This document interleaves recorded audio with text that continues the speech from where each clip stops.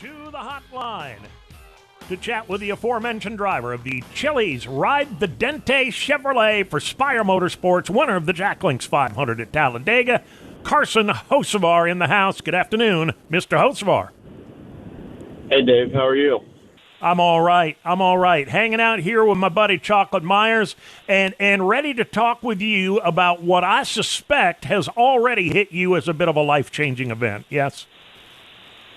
Yeah, it has. It's I mean, there's no other way to put it. Like I woke up differently. Honestly, you know, and everybody around me too. I think, and yeah, it's just going to change all of us. You know, moving forward, we're going to race differently. We're going to walk differently. We're going to talk differently. You know, we still love racing, obviously, and you know, the core values aren't going to change, but just how we look at racing is going to be a lot different. Well, brother, I hope you don't change the way you race because I love your style. I'm the excitement and drama guy. You bring plenty of that. But the one thing I want to mention to you, and this is something pretty cool. I had an opportunity to talk to some folks about it this week.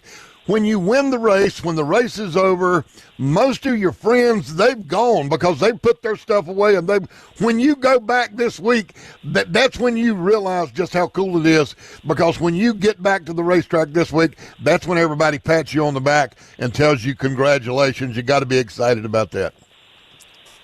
Yeah, I mean, you know, starting with, you know, we ain't going to race any differently. If anything, it's just going to make us more hungry because now we know what it feels like to win it. So, you know, losing's going to suck even more now because you know what you're missing out on. But yeah, I mean, that's what I just think was exciting. But I remember finishing up all the interviews and everything, and that was the latest I've ever been to a racetrack. Obviously, because everybody tries to run out and get home to family and everything, and just try to get home. And nighttime was well happening, but all three haulers were still there from Spire, and all three teams, and nobody was at the plane or anything. And that was the biggest shock for me was how it's one thing to say you're all one team and everything, and obviously I think the 7 and 71 they want to win obviously too. We're all racers, all competitive, we're all greedy and selfish at times, but I thought it was unbelievable of all them to, still stay and, really treat it as if they won too, because, we all did, at Spire. We all are, it's all family. It's just a different environment than I think there's a lot of race teams out there. And, I think that was the most fun part, especially to watching, Jeff's reaction, because that's just kind of the culture he, embodies and builds. And, I think that was really, really fun to watch his reaction because I think it shocked him as well. Luke Lambert was here with us yesterday. He gave us all the play-by-play on the post-race victory party. Some people who'd won their first like that would have just gone out and drowned themselves in a couple of kegs of beer. You just kind of, you're not that guy. You just kind of enjoyed sitting back and watching it happen, apparently, huh? How much fun was that? I did. I enjoyed it. I got to. We went to Chili's and everything, and that was a lot of fun. We had a bunch of speeches and good times, and just started telling, reliving the story as if it was 20 years past already. But we're just reliving it, enjoying it. One of my favorite parts was Chili's put on the TV the race replay, and the whole company started live reacting to the finish as if we didn't know what was going to happen. So that was really funny, but. Yeah, we all went to Luke's house, and thank you to Jamie and his wife and kids. He just got a house, and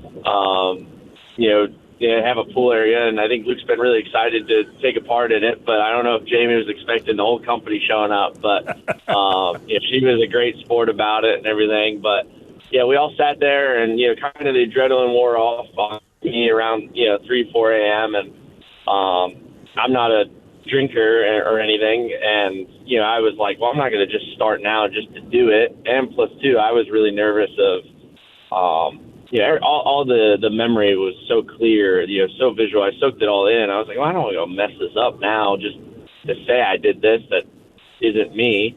So I sat down on the couch and relaxed, and I was a little bruised from just kind of riding on this 3,200-pound car moving around and running around and everything. I was a little sore. And, when I sat on his couch, I was just like, hey, this might be the lamest thing I've ever said. But, I'm just going to lay here for a while. And you guys just enjoy and have a good time. And I'm just going to sit here and watch a lot of these videos of people's reaction in the stands and enjoy it. And, we'll just talk and everything. You come to me. If you want to go to the pool, that's cool. Otherwise, I'm completely fine sitting here. So I did that and enjoyed it. Stole his truck around 6, a.m. and then, got to my house and responded to every text and went to bed. Pretty cool. Pretty cool. All right, brother. Got to ask you this question because getting to Victory Lane was not the easiest thing in the world. It's taken you a while to get there. You've had a little bit of controversy. You've had a lot of those guys that said they need to do something with you. Has any of those guys reached out to you since you won that race? And are they feeling a little bit different today than they did, say, a few months or a year or so ago?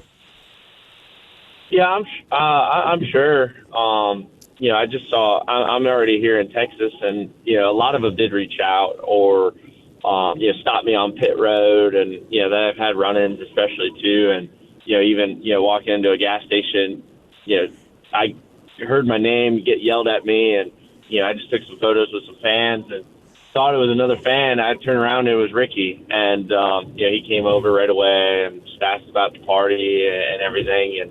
But yeah, there were a lot that I, didn't either expect, just getting the thumbs up, which is, coming on the cool down lap, which for a race car driver, I think, when you door them and, give them the thumbs up, that's as good as, saying it in person in my mind, just because that's where on the racetrack, and that's, that's like words to me. And, but a lot of them texted me, between it was, Denny and Blaney and, I'm missing a few others, but there were a bunch of them that I was honestly surprised of too. So yeah, it was really cool to get that, obviously, and take it in. I didn't, obviously run into any of them and won it cleanly, so I didn't make anybody upset. But none of them obviously had to do that. So it was, I greatly obviously appreciated it. I'm a little surprised that we've gotten this far without talking about the victory lap / burn down. Without question, one of the best ever. It would unquestionably have been the best ever if you'd been able to catch that flying beer and on the fly and knock it down while riding on the door of that race car. You would have been a legend in this sport forever if you could have made that catch. Yeah, no, I if you watch that video back, I put my hand right in front of my chest down because, I saw a few bouncing off the, ground and everything. And I kind of just signaled. I was like, well, if you're going to throw them, let's see if you can get one here. And within the second, I look up and it was literally out of a cartoon. And it was dead straight up with the top up because I could see the beer kind of flying out a little bit. And it was dead straight down. And literally I put my hand down in front of my, I was going to catch a pop fly because I thought it was just going to land in my lap.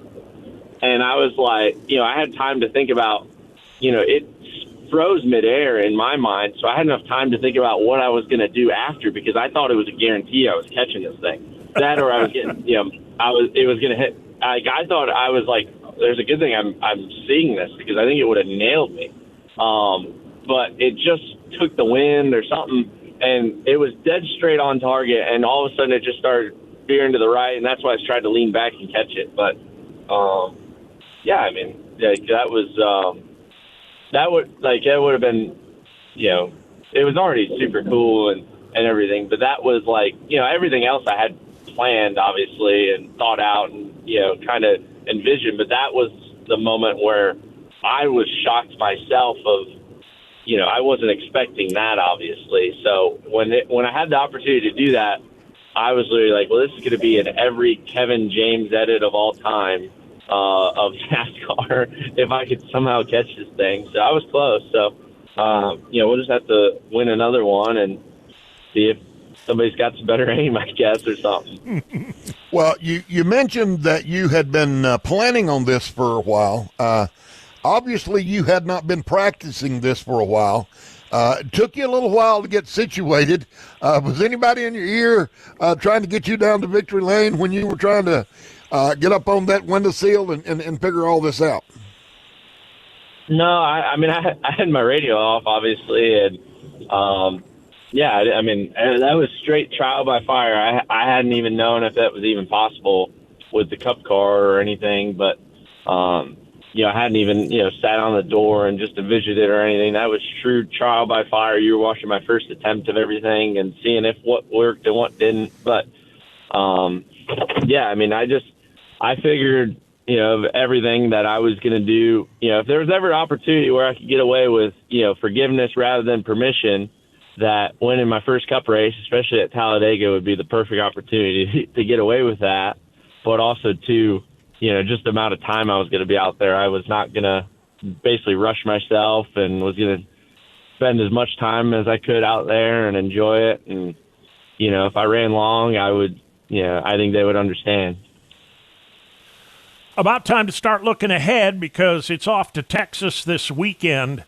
I got to tell you, your crew chief sounded really confident that 2 in a row was a legitimate topic of conversation.